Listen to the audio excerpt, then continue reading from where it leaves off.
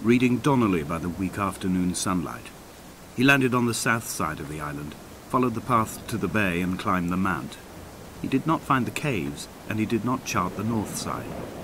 I think this is why his understanding of the island is flawed, incomplete. He stood on the mount and only wondered momentarily how to descend. But then, he didn't have my reasons.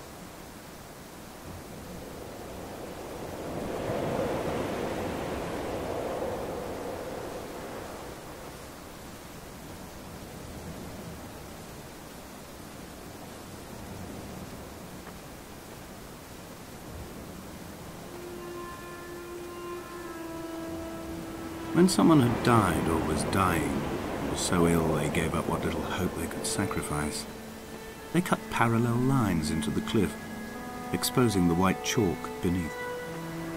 You could see them from the mainland or the fishing boat, and know to send aid or impose a cordon of protection, and wait a generation until whatever pestilence stalked the cliff paths died along with its hosts.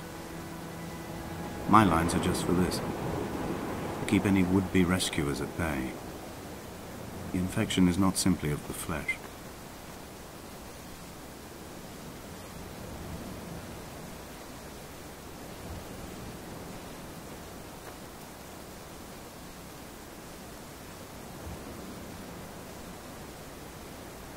We are not like Lot's wife, you and I. We feel no particular need to turn back.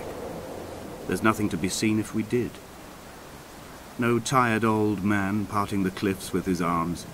No gifts or Bibles laid out on the sand for the taking. No tides turning or the shrieking gulls overhead. The bones of the hermit are no longer laid out for the taking. I have stolen them away to the guts of this island, where the passages all run to black, and where we can light each other's faces by their strange luminescence.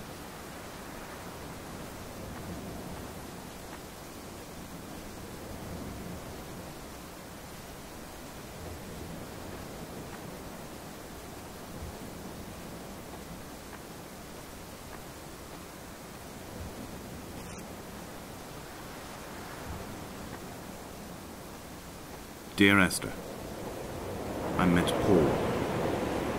I made my own little pilgrimage. My Damascus, a small semi-detached on the outskirts of Wolverhampton. We drank coffee in his kitchen and tried to connect to one another. Although he knew I hadn't come in search of an apology, reason or retribution, he still spiraled in panic, thrown high and lucid by his own dented bonnet. Responsibility had made him old. Like us, he'd already passed beyond any conceivable boundary of life.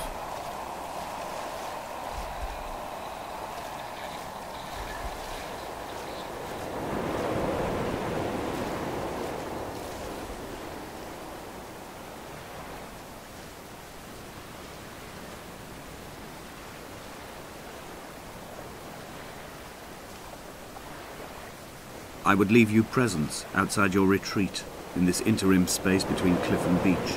I would leave you loaves and fishes, but the fish stocks have been depleted and I've run out of bread. I would row you back to your homeland in a bottomless boat, but I fear we would both be driven mad by the chatter of the sea creatures.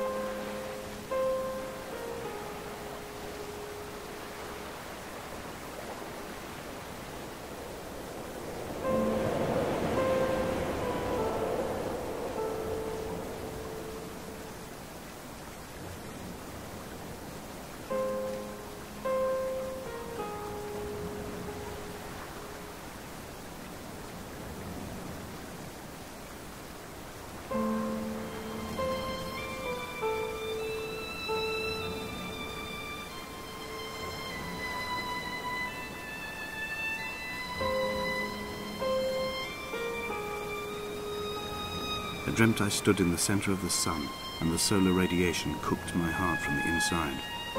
My teeth will curl and my fingernails fall off into my pockets like loose change. If I could stomach, I'd eat, but all I seem capable of is salt water. Were the livestock still here, I could turn feral and gorge. I'm as emaciated as a body on a slab, opened up for a premature source of death. I've rowed to this island in a heart without a bottom, all the bacteria of my gut rising up to sing to me.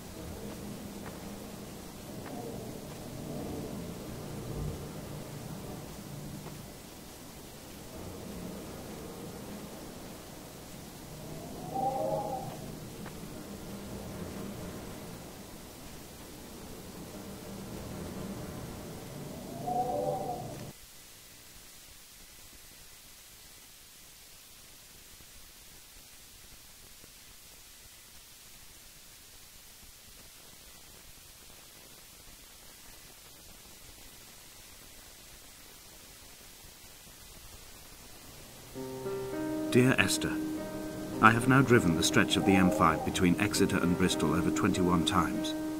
But although I have all the reports and all the witnesses, and have cross-referenced them within a millimetre using my Ordnance Survey maps, I simply cannot find the location.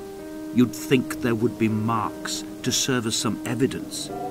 It's somewhere between the turn-off for Sanford and the welcome brake services. But although I can always see it in my rear-view mirror, I have as yet been unable to pull ashore.